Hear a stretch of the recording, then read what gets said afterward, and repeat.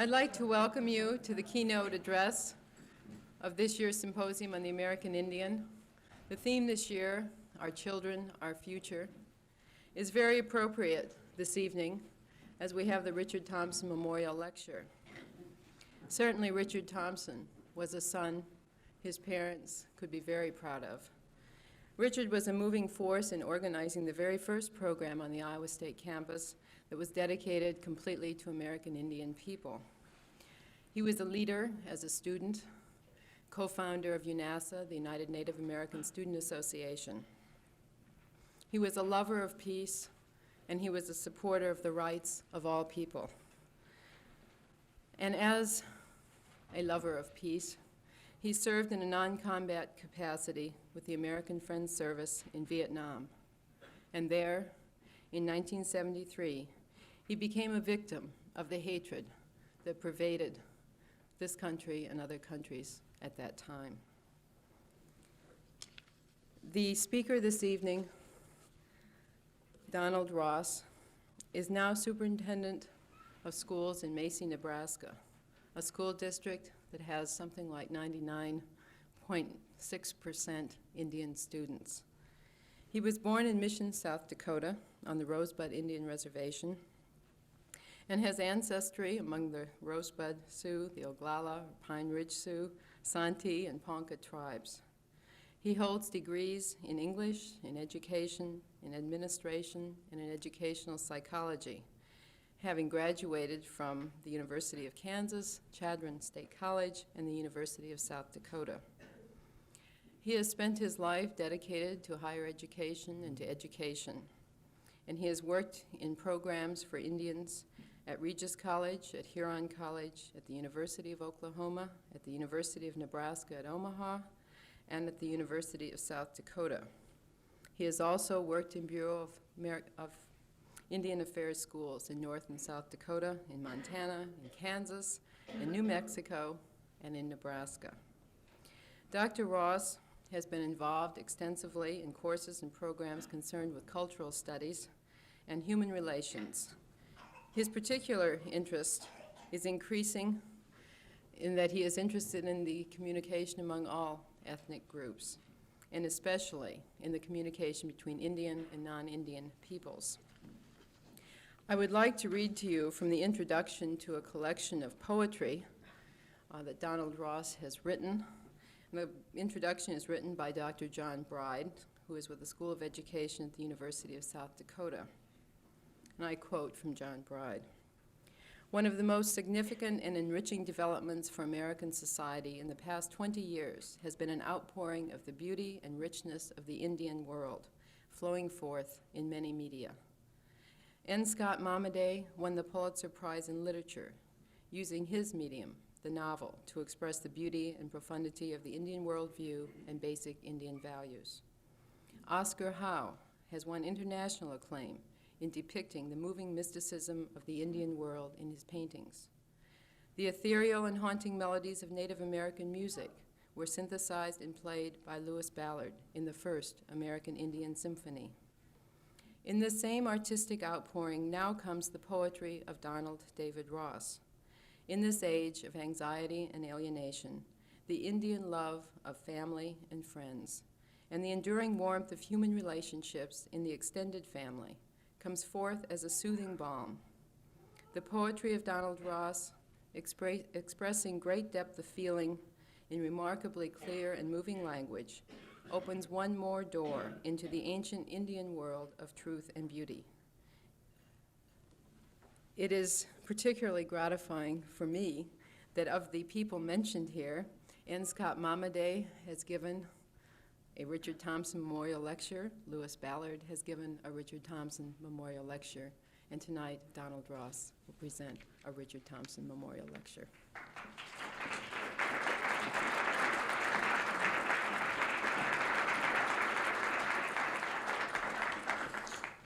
Thank you, Gretchen. Mr. and Mrs. Thompson, I am very pleased to be here.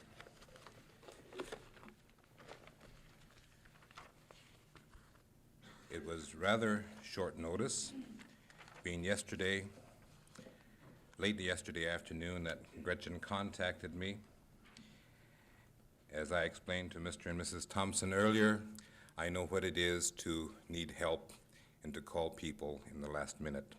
And for this, I'm happy to be here. For a good many of you, you probably have not sat through a poetry reading. My reading tonight will not be exactly like a poetry reading that you would attend otherwise. My poetry, for the most part, was not deliberately composed, but is a result of several dreams. These dreams occurred to me as early as 1949, 30 years ago, when I was a student, like many of you are now, at the University of Kansas. These dreams became very much a part of my life. And I began to put those dreams down in the thoughts as they occurred. And as I shared those dreams in words with other individuals that were close to me, they said, "That's poetry." I gradually realized that there possibly could be a message which I could share with others concerning the beauty of the inner self that very few individuals truly experience. These poems describe the values of the American Indian, the values that I grew up with. They describe the inner self of the American Indian.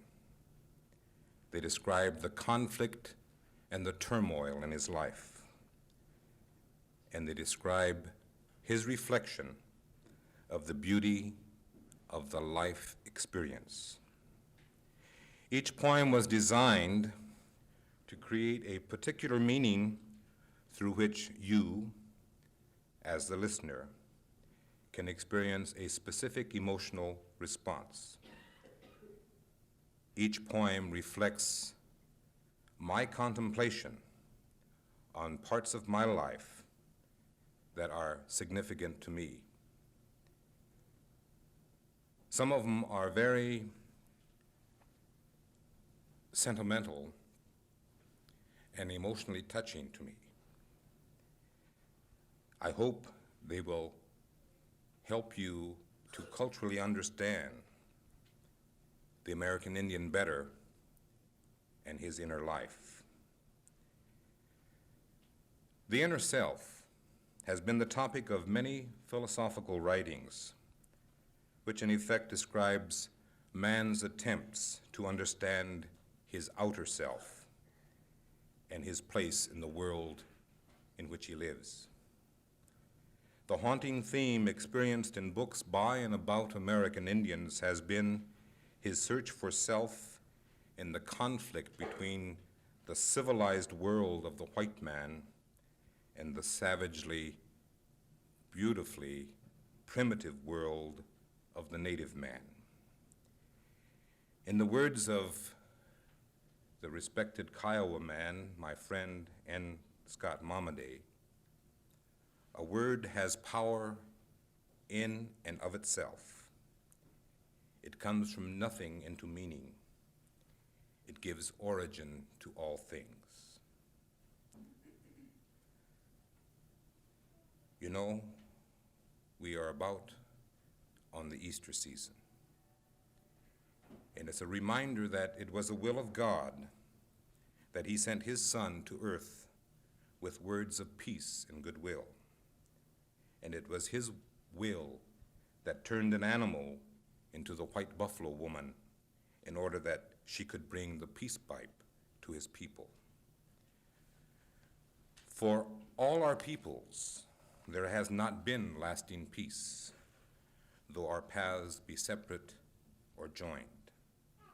Perhaps through the power of words, peace will come through man's eventual understanding of man and his understanding of himself. And with that, I'd like to start. I refer to the handout. There is one typographical error about halfway down the page after the word T-A-T-E, which is not Tate, but tate, is the word Tukashila, T-U-K-A-S-I-L-A. That's the only typographical error there. I was pleased that the theme is Our Children, Our Future. And as I've moved across the country reading this poetry, I've shared my view that as Indian people, we have to share more with our children so that in the future they have a better understanding of their own background. The first poem is entitled We, W-I, and that's included in the glossary. The next word is Ia Wichasha.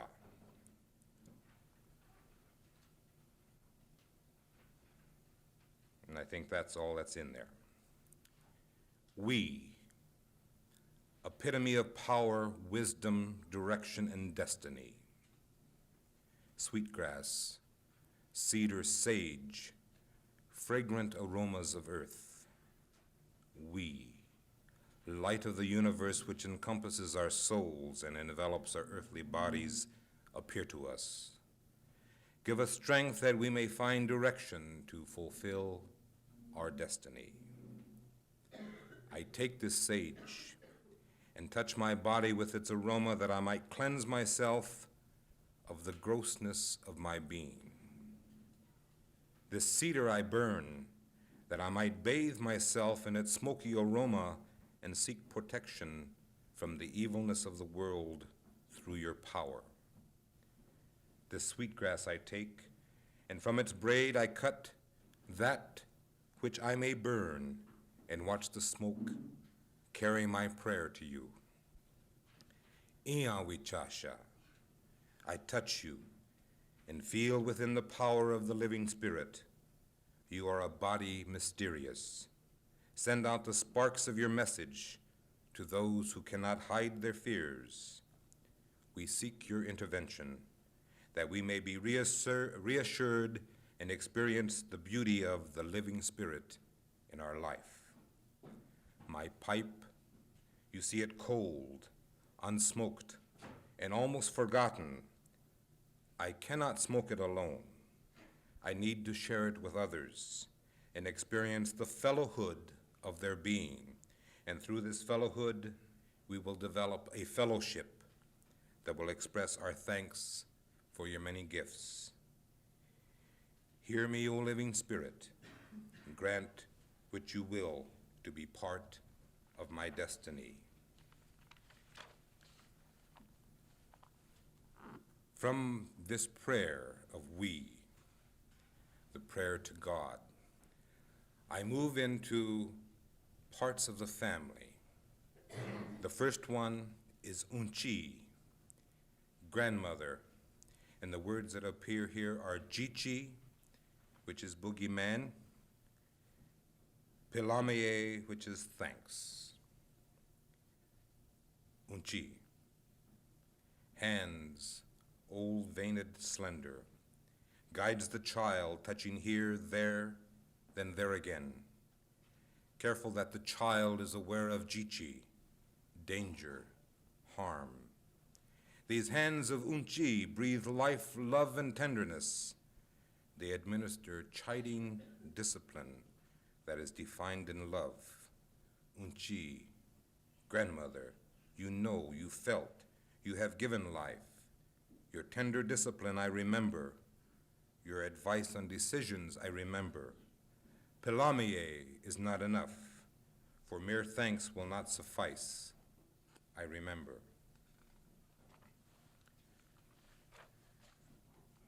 The next poem is for the father. It's entitled Aloha, which is to sing a song of praise. and the words that appear here are ate, which is father, tunkashila, grandfather, nka, ancestor, takoja, grandchild, ayushtan, which means don't do that, oyumani, which means to roam and wander around, tate, the wind, wichashak sapa, wise man. Ate, you who are tunkashila and who will become unka to the takoja of takoja, as our own tukashila are now. You taught my brothers and I that our hands should be hard, firm, and strong, that we should face life without fear. Ayushtan, you told us, when we attempted to do that which was not right. We learned when we didn't listen, for you were right. You told us of Oyumani, that we would roam until we found ourselves. We would be like Tate, the wind. We would start as a small breeze, gather force, swirl uncontrollably, have a calm period, and finally die. Ate, our father, you are a wise man. From the father, I move to the mother. Ina is mother. The other word in this poem is Nagi, N-A-G-I, which is spirit. Ina, our mother, through you we were born. You gave us your breast to suckle. You nourished us through the tender years. You prized each object we found and shared with you. You taught us the ways of life, love, honor, and respect. You shared with us what you knew of life. You knew our stay with you would be of a short duration. When we left to find ourselves, you cried. You cried because you knew our tomorrows would be filled with the sorrows that accompany happiness. Your inner spirit knew that we would laugh, cry, sing, and love. You cherished your mother, and through this taught us how a child should love a parent. Your mother died and you wept, and she still spoke to you. And when you died, we wept. Part of us went with you, and part of you stayed with us. For Ina, your Naji, speaks to us.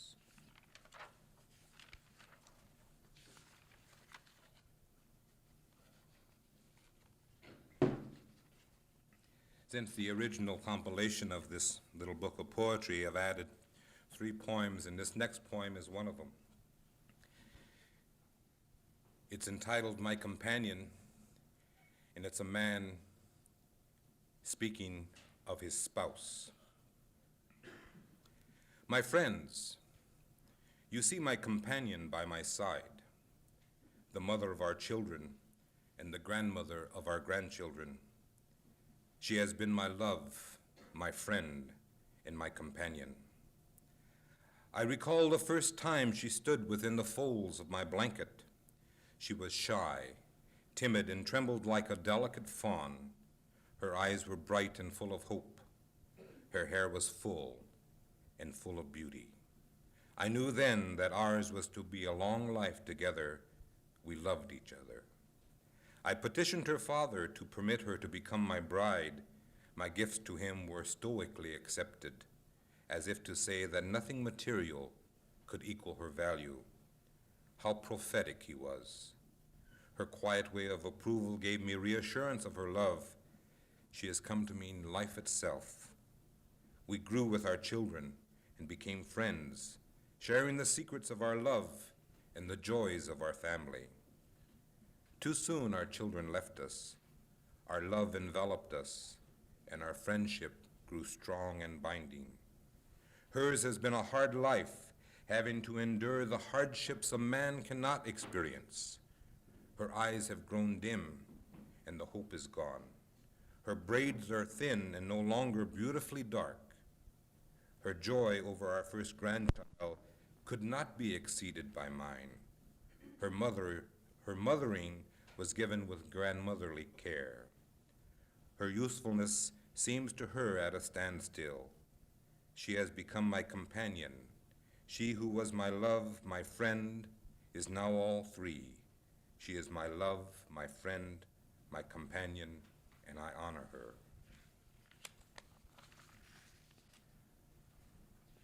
Through the grandparent and the parent, we move to the child. The next one is called Chekpa, which is the navel. A whimper, a cry, the sounds of a new life.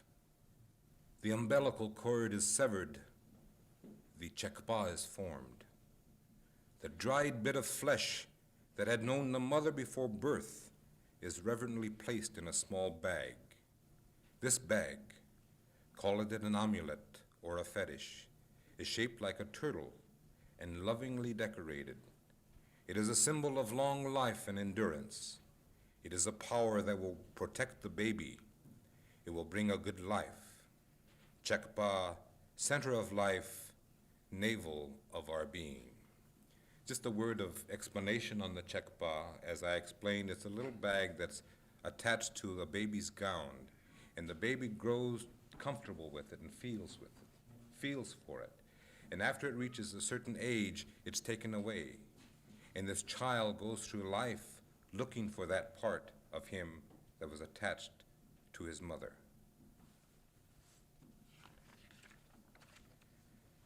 From the child to the grandchild.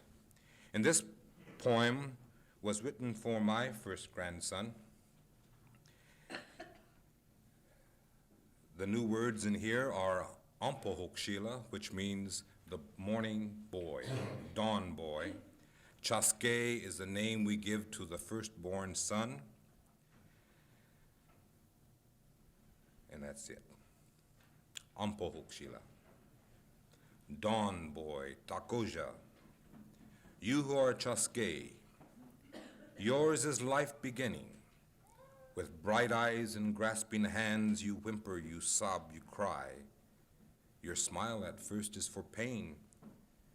You ask for love, affection, warmth. Dawn boy, if you ever ask, you are the past, present, and tomorrow. It is for you to answer as you discover parts of the past, add to the future, or improve the present. You, like others before, will question. Will you seek a vision? If you do, dawn boy, you will become a wise man.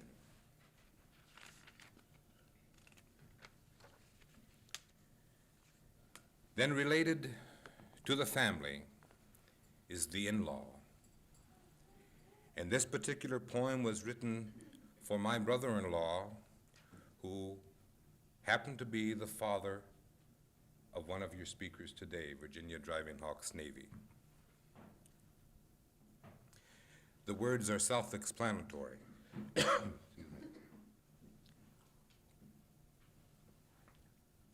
Tahan, my brother-in-law, you were like Chie, an older brother to me. I recall the many times I heard your words of good advice. To serve the Great Spirit was the way of your life. Your concern for others was deep and sincere. Your time in this life was as time is measured of short duration. Your devotion to the Great Spirit was a message of faith. You knew when your time had come to leave this life for a better life. You told someone from that other side that you were not ready, for there was one other you had to see. And when he came, we knew, for he was your Tahanshi, the cousin who was like Chie, an older brother to you. Usually, with each male, there is a friend that is closer than a brother. And this one about my Tahan speaks of that. Related to the brother-in-law is the sister, his wife. And so the next poem is called Tonke, sister. The words here are chunks, daughter, yuwa, which is the feminine way of saying come here. Ina chikala is little mother. That's it. Ina called, chunks, yuwa, I have something for you to do. You quickly ran to her side, knowing that Ina chikala you would be. How many times you soothed away pain for the falls we took. How many stories you told us to keep us amused. How many games you found for us to play. Tonke, sister, you made childhood complete until one day you went away. Tonke, Ina cried for you when you left. I did not understand. I did not like the man by your side, for you had become a bride.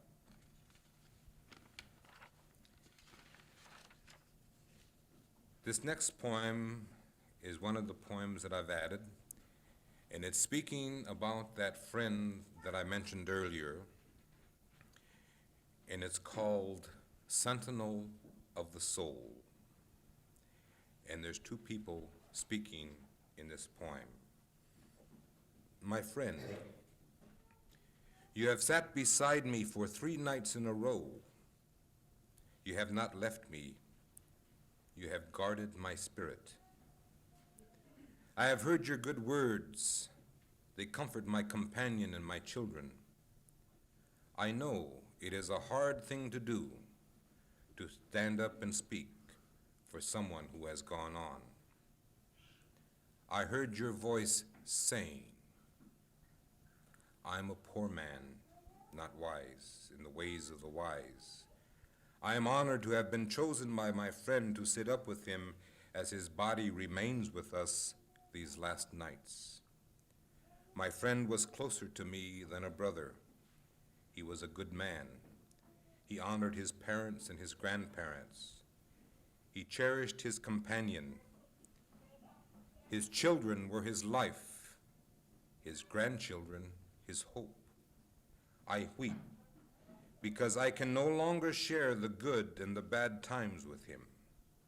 I know that the Great Spirit has taken him to another life, and that was meant to be. The way he lived his life was good. He always had good things to say and did not hesitate to share with those in need. It is hard for me to speak. I choke on my tears. We are selfish in our grief. We have to understand that the Great Spirit has taken my friend back to the other side. His life here was complete. You, who are his family, I see the tears in your eyes and feel the sadness in your hearts. My pity for you holds great compassion. Be brave. Remember the good things and be cheered by the happiness you had in your lives with him. The Great Spirit will take good care of him. Aho. Thank you, my friend. I feel good, for you have said good things about me. I shall rest in peace, for you have made me feel meek and humble. Thank you for being the friend that you are, the sentinel of my soul. We will meet again.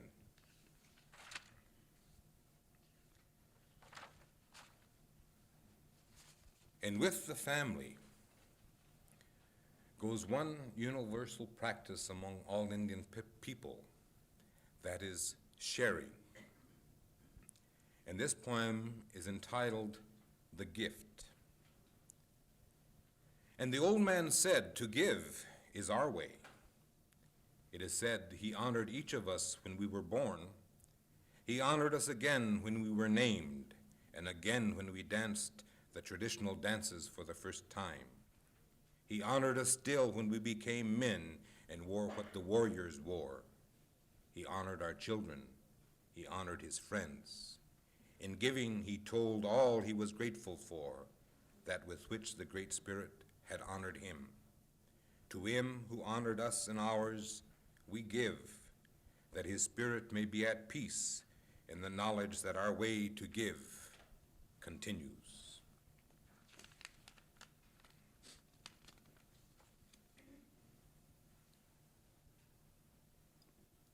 The act of giving is attached to the sense of religiosity that the different tribes possess. I grew up among the Sichangu, the Burnt Thigh people, the Brules on the Rosebud Reservation, in which the religious practice of Yuwipi is observed, and the Iyanskan, the holy stone, is held sacred. The words in here, most of them you have heard: Iyanwichasha, stone man; Wowakan, mysterious; Ohiesa Ashayapi, means to applaud the winner.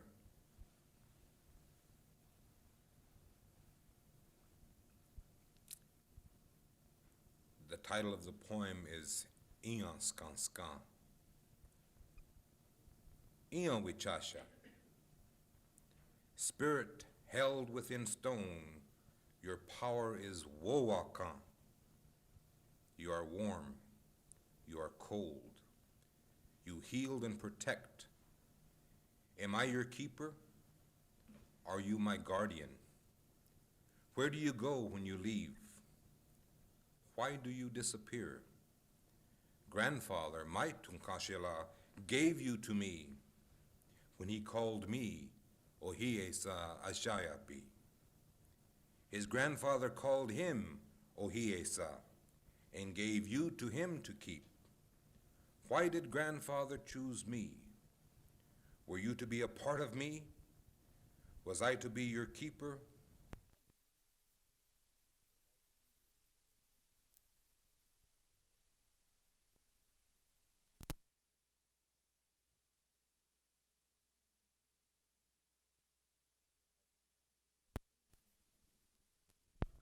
Lodge he enters to cleanse him of impurities.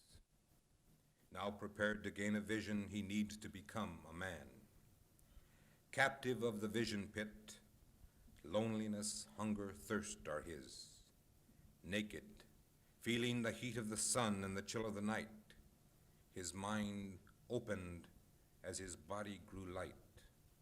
He heard whisperings above and around him. Half awake he waited. Would a vision come? One day passed, then two, then three. When did he dream, or was it a vision? What he remembered, who could interpret? His name to be, his future, his medicine? This was to be his quest, the search of his life.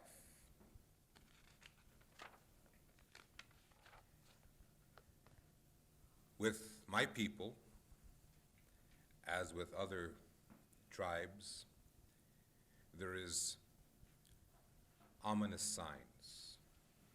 This particular sign among the Zunis is a good sign, but among us, it's an omen. It's the owl. I heard you in the trees. I sensed you flying from tree to tree. A feather dropped at my feet. It came without the wind. Who, you said. Who, as you started your chant. I heard you the first night as I quietly walked along my way, and I felt a chill envelop me. I shuddered as I whispered, who? I felt the breath of your wings the second night. I stopped and listened to your chant. Who? I said. Is it me or mine? Or is it a friend that dear? I saw you the third night, staring at me through the tree limbs. Who? You said. A tear came to my eyes as I realized who was me.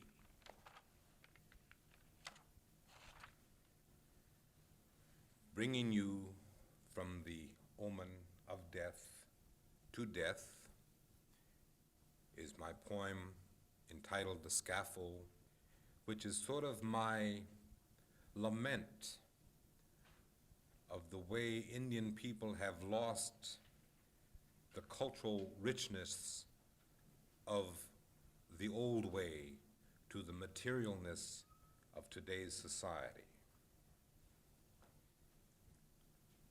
Cold, gray, musty dirt covers me, pressing on me, restraining my spirit, confining my earthly being. With each clump of dirt, I hear a cry of the past.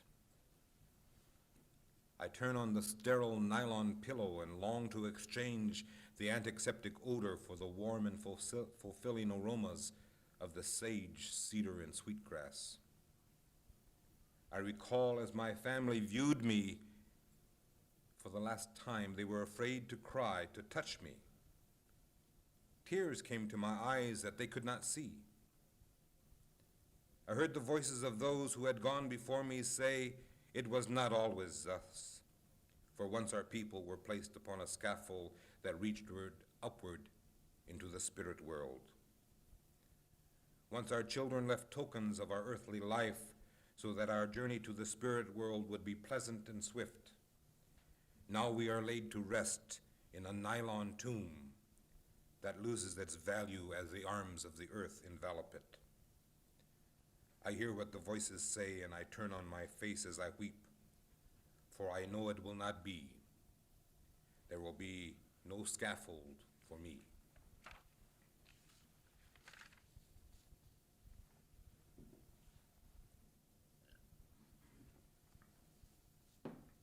All my poems are a little somber. Essentially, I'm a very happy person. With each of the poems, I have illustrated them. In the book that comes out, that will be illustrated. This particular poem is on the winter count, and for those of you that are not acquainted with the winter count, it was a way of recording history and symbols. And this is the last of the additional poems that I added to this collection. Winter count. Time, depicted on an ancient bison hide, tells of the past. Each drawing a meaning, each meaning a year, each year succeeding another.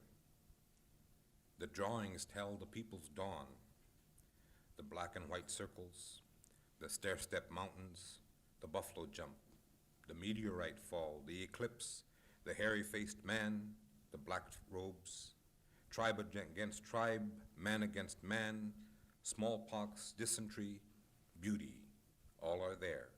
The chronicle goes from generation to generation. The keeper of the winter count, the custodian of time. His last drawing complete, who shall be the last keeper? This next poem is untitled, and it came to me about 10 years ago. I see Don has left, but it was the first year that I met Don at Princeton University at the first convocation of American Indian Scholars. And we were in a large forum in the Woodrow Wilson building, which is probably 350 American Indians seated, who represented many disciplines, professional people. And there was a man of Lumbee heritage who stood up. And for those of you that are not acquainted with the Lumbees, they come from North Carolina. And it was only until 1954 that Congress recognized them as a tribal entity. And the rest of the Indian people throughout the country do not recognize them, or they do in part. They are descendants of the Croatan Indians, black people, and a lost colony of white people. But they have persevered in retaining their identity. And this man stood up and he pleaded with the assembled group for recognition. and he wept. And I wept with him, and these words came to me.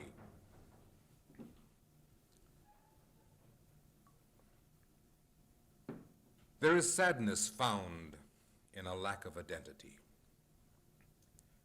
There is challenge found in the need for security. There is comfort in the words, I belong, I belong, I belong, I am a part, I am loved. I weep, for I have denuded my soul. This is my cry.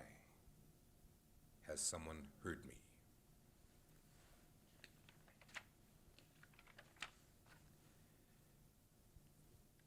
This next poem, again, is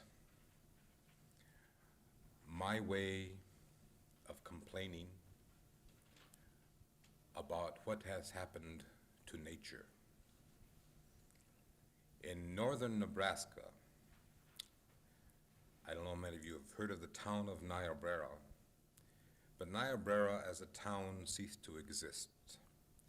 And my great-grandfather happened to have founded that town. So it had a lot of sentimental meanings for us. But as the Missouri River was dammed up, the backwaters moved up and began to seep underneath the ground of Niobrara until Niobrara became a marsh. And the people there had to leave that ancient homeland and move to other parts. And as I was thinking about that, I thought of a legend that went with a landmark just east of Niobrara called Maiden's Leap. So in this poem, I've combined both stories. And it's entitled Maiden's Leap. And it's as that landmark is speaking. I am old and crumbling. My life and beauty disappears with time. At one time, the river you call Missouri splashed against my side. I was a landmark for travelers. Jean Mouillet and Lewis and Clark passed by me. Many peoples have lived around me. I've seen them come and go. Of all, I remember Winona and Chusquet. Winona was a beautiful child, a lovely young woman. She ran with the wind and enjoyed the raindrops on her face. She sat with me many times. I knew her secrets, her desires, and of her love.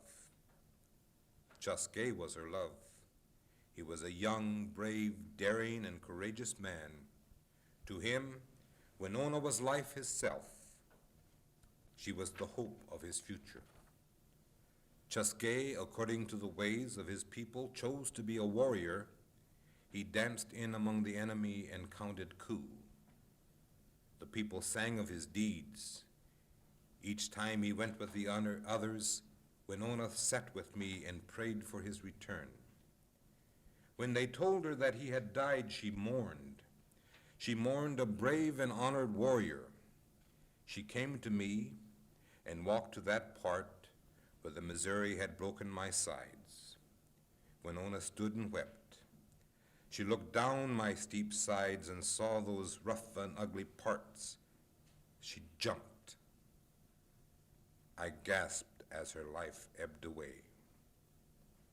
I felt her spirit unite with Chusquet's, and after all these years they visit me still, even though the river no longer splashes at my feet. It is seeping through the marsh that man has made. People think that time has eroded me and that I am dying. Each time I crumble, it is my tears of shale you see. I weep for Winona and Chusquet. I weep because man has changed my neighbors and nature. The people who live around me will have to move, for the man-made marsh is seeping under their homes. I cannot, like man, move. I am a part of the earth. The Great Spirit created me. In time I will return to him to remain quiet and still until he molds me into something else. Perhaps I will see once again the multitudes who passed me by, perhaps the spirits of Winona and Chusquet will guide other youth to my side. I no longer am a landmark. The river is on the other side.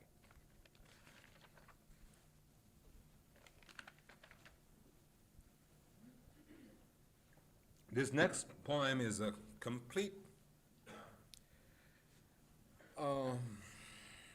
opposite type of writing from what you've been listening to. I wrote it in 1973 after the episode at Wounded Knee, and it sort of reflects what I feel is the Indians' disillusionment with the society of our larger national community and of the search of a means to regenerate his inner spirit. It's called Strings of Fate. Between, against, with nothing save one the last desire, an echo, a phantom, he goes on alone. He, like a nameless soul, was deigned to die that his children could reach upward out of hell. He found the land of hidden tears in his grave of icy earth. He saw no more. His children may down their kind, no, for failure, glory, honor each should have. They may paint a new sunrise, that they may divine negation, truth, fervor, retreat from the circle of the sun and come out again more primitive to light their own tomb. With unsearching hopes, stumbles their dreams. Flames go out, doubts reveal power, lost endeavor. His heart dead and long dishonored by those he loved, he knows the tomb, and in death may go forward.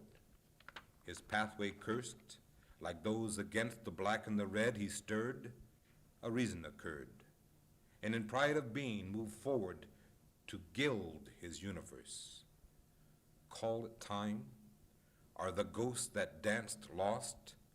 Is this man driven by a vision, or is he crazed, blinded, derided, his way ours? Is our sin our believing? No. What then?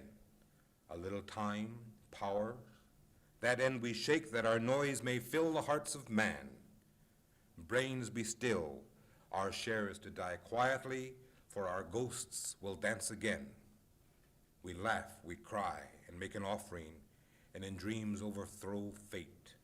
But between and against its strings, we lose the last desire.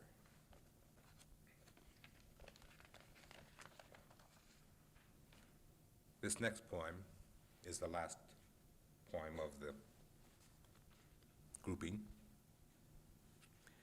It's the first poem that I wrote when I was a student at the University of Kansas, completely disillusioned, despondent. And I kind of like to think of myself as being the first Indian student activist, because there weren't too many of us around 30 years ago on university campuses. And I was thinking of dropping out of school, and so one day I went out under a grove of trees, and I lay down and I looked at the clouds moving overhead, and these words came to me, and I wrote them down. The title of the poem is the title of what the book will be, Forgotten Heritage. Like a tree, after the autumn sun and winds have stripped it of its glory, I stand.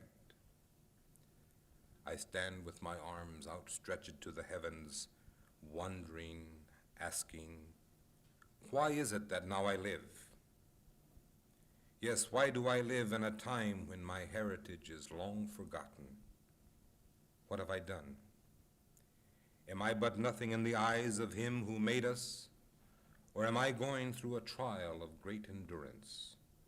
If I am, I must remember my people's past and be brave, for it is I who must carry on this heritage.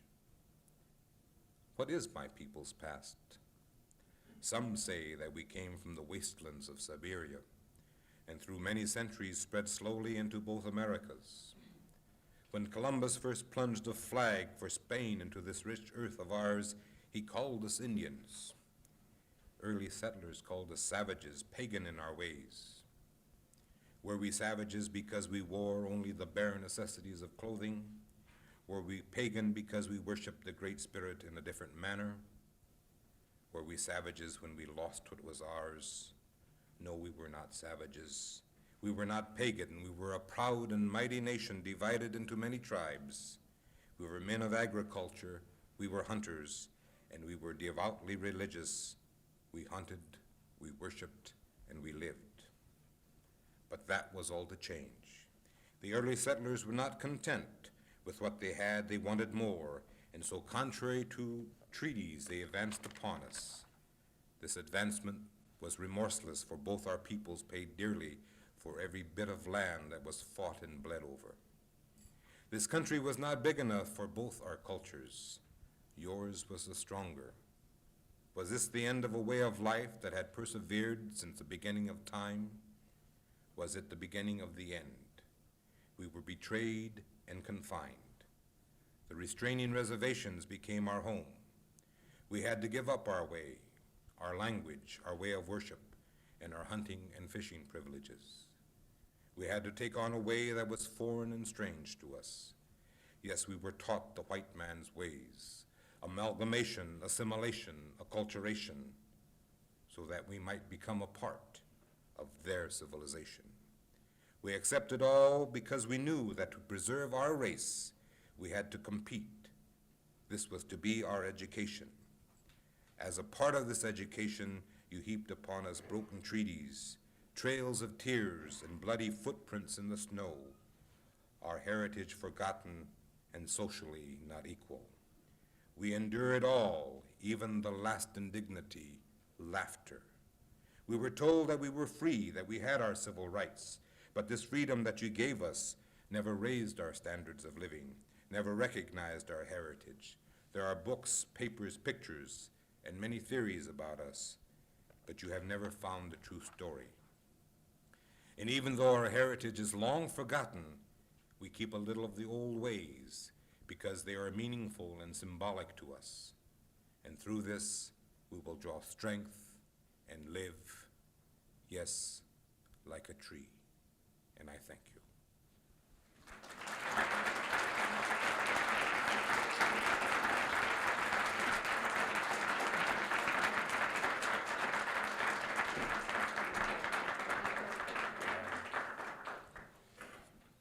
Were there any questions?